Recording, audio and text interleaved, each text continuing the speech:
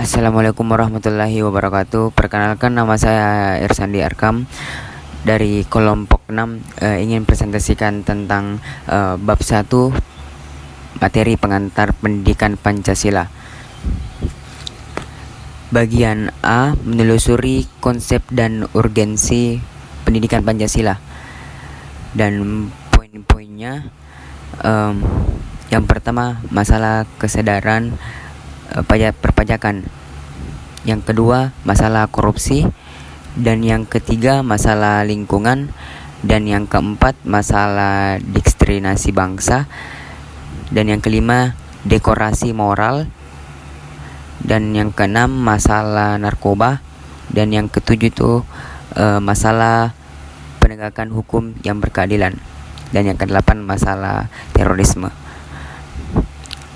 Dan kita juga dilihatkan visi dan misinya pendidikan Pancasila.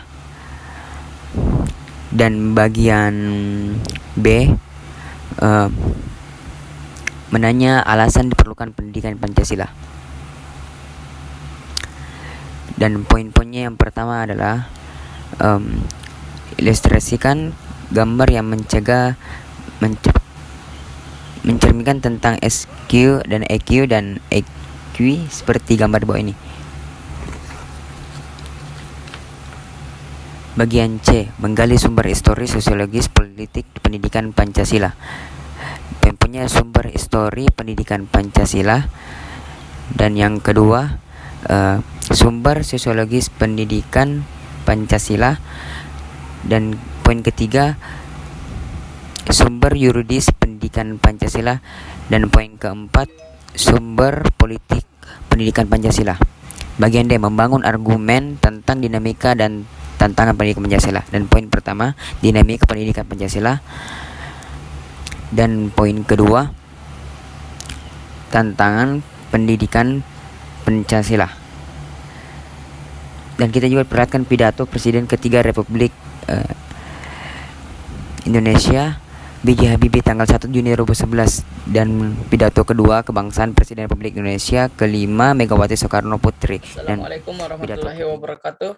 Perkenalkan, nama saya Agit Rizkita Bidzar dari kelompok 6. Baiklah, saya akan membawakan materi mengenai Pancasila dalam arus sejarah bangsa Indonesia. Bagian A, menelusuri konsep dan urgensi Pancasila dalam arus sejarah bangsa Indonesia. Di dalamnya itu terdapat 3 poin. Poin pertama, periode pengusulan Pancasila. Poin kedua, periode perumusan Pancasila. Dan poin ketiga itu periode pengesahan Pancasila. Bagian B, menanya alasan diperlukannya Pancasila dalam kajian sejarah bangsa Indonesia. Di dalamnya itu terdapat 5 poin. Poin pertama itu Pancasila sebagai identitas bangsa Indonesia. Poin kedua, Pancasila sebagai kepribadian bangsa Indonesia. Poin ketiga, Pancasila sebagai pandang hidup bangsa Indonesia. Poin keempat, Pancasila sebagai jiwa bangsa. Poin kelima, Pancasila sebagai perjanjian luhur.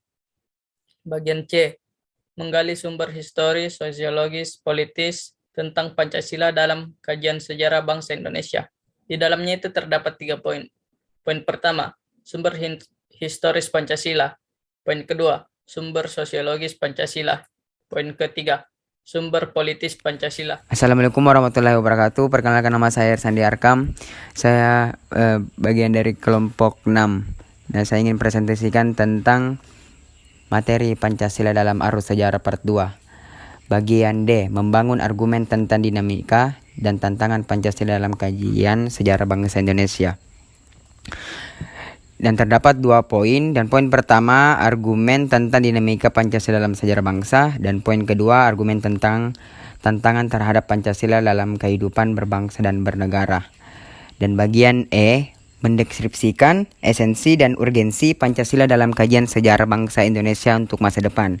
Dan terdapat 2 poin. Dan poin pertama, esensi Pancasila dalam kajian sejarah bangsa.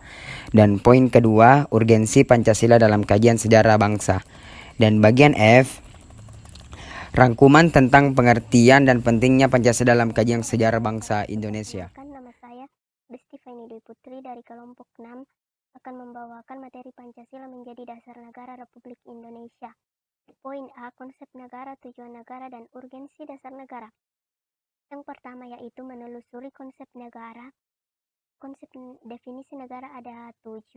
Kemudian yang kedua yaitu menelusuri konsep tujuan negara. Tujuan negara terbagi atas 5. Yang poin yang ketiga yaitu menelusuri konsep dan urgensi dasar negara.